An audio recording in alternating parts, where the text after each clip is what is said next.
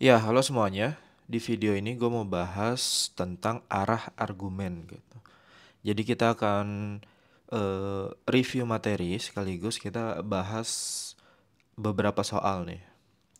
Ya, di sini ada contoh yang pertama terkait dengan arah argumen. Nah, di mana ketika kita bertemu dengan soal seperti ini, sebenarnya lebih enak kita baca dulu nih informasi penting yang ada di paragraf 2-nya gitu.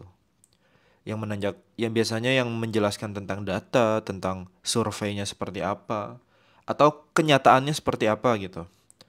Nah, di sini ternyata data menunjukkan bahwa banyak orang yang berolahraga memiliki kulit yang lebih sehat dan tidak keriput. Jadi orang yang eh, berolahraga itu kulitnya bagus lah gitu. Nah, kita lihat nih pernyataan A.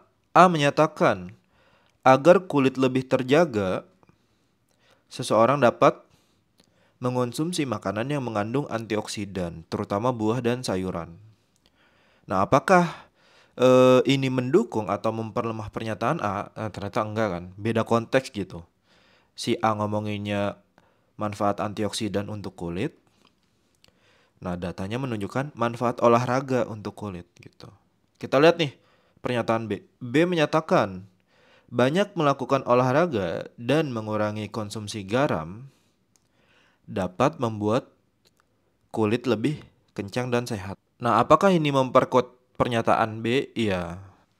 Jadi data yang menunjukkan bahwa orang yang berolahraga memiliki kulit yang lebih sehat dan tidak keriput, nah itu memperkuat pernyataan B gitu. Walaupun memang di data ini tidak menjelaskan gitu apakah banyak orang ini dia juga mengurangi konsumsi garam atau tidak. Tapi secara jelas dengan adanya pernyataan pada data ini, dengan adanya data ini, itu kan menambah kebenaran kan bahwa orang yang melakukan olahraga gitu, itu bisa membuat kulit lebih lebih kencang gitu dan sehat. Artinya apa? Dia tidak keriput kan sesuai dengan data tersebut gitu.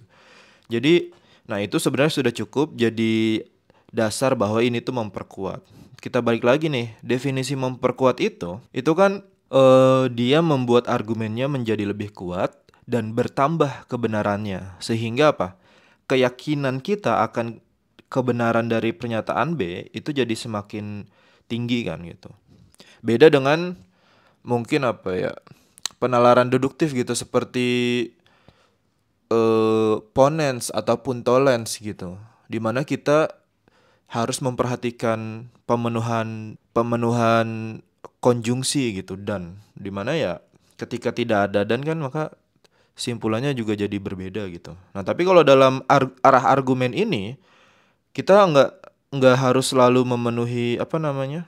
Nah berbeda dengan arah argumen ini, kalau memang pernyataan itu bisa menambah kebenaran gitu, membuat argumen si B ini menjadi lebih kuat dan menambah keyakinan kita bahwa si B ini benar. Nah, itu sebenarnya sudah cukup bahwa ini tuh bisa memperkuat. Jadi jawabannya adalah C. Nah, kita lihat nih contoh nomor 2. Data menunjukkan bahwa banyak orang yang matanya rusak disebabkan karena menatap layar komputer atau ponsel terlalu lama. Pernyataan A. Si A menyatakan mata yang terlalu sering terpapar sinar ultraviolet secara langsung lebih beresiko mengalami kerusakan. Gitu. Jadi mata yang terpapar nih sinar ultraviolet, nah itu beresiko mengalami kerusakan. Apakah ini eh, sesuai gitu? Apakah data, apakah kondisi, apakah fakta yang ada pada data itu memperkuat pernyataan A? Ya kita lihat ini kan sebenarnya informasi yang berbeda kan. Mungkin banyak dari kalian yang beranggapan atau berasumsi, Bang, bukannya layar komputer atau ponsel itu mengandung ultraviolet ya? Gitu. Jadi mungkin pada berasumsi bahwa ini memperkuat pernyataan A bahwa sinar UV itu membuat eh, sinar UV itu ya menimbulkan risiko gitu terhadap kerusakan pada mata. Gitu. Padahal nyatanya kan enggak kan, dimana layar komputer atau ponsel itu bukan menghasilkan sinar UV gitu. Kalau mungkin kalian maksa jawab A ya, kalian bisa searching ternyata layar komputer atau ponsel itu namanya blue light gitu. Jadi sinar biru bukan sinar UV. Jadi nggak berhubungan gitu. Ya jadi bisa kita lihat bahwa pernyataan pada data itu tidak relevan dengan pernyataan A. Kita lihat nih pernyataan si B. B menyatakan merokok dapat merokok dapat meningkatkan risiko terjadinya kerusakan saraf optik yang mampu menyebabkan kebutaan pada mata. Nah, ini juga tidak relevan dengan data gitu bahwa banyak orang yang matanya rusak karena menatap layar. Jadi jawabannya adalah tidak relevan dengan pernyataan A dan B. Ya, lanjut nih. Contoh 3. Ya, contoh 3. Data menunjukkan bahwa sebagian besar orang yang rutin melakukan lari pagi mengalami obesitas yang cukup parah gitu.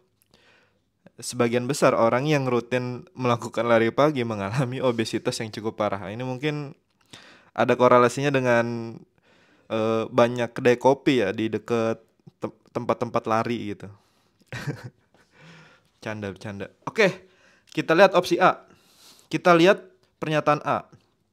A menyatakan seseorang yang rutin lari pagi akan memiliki tubuh yang cenderung ramping dan tidak obesitas.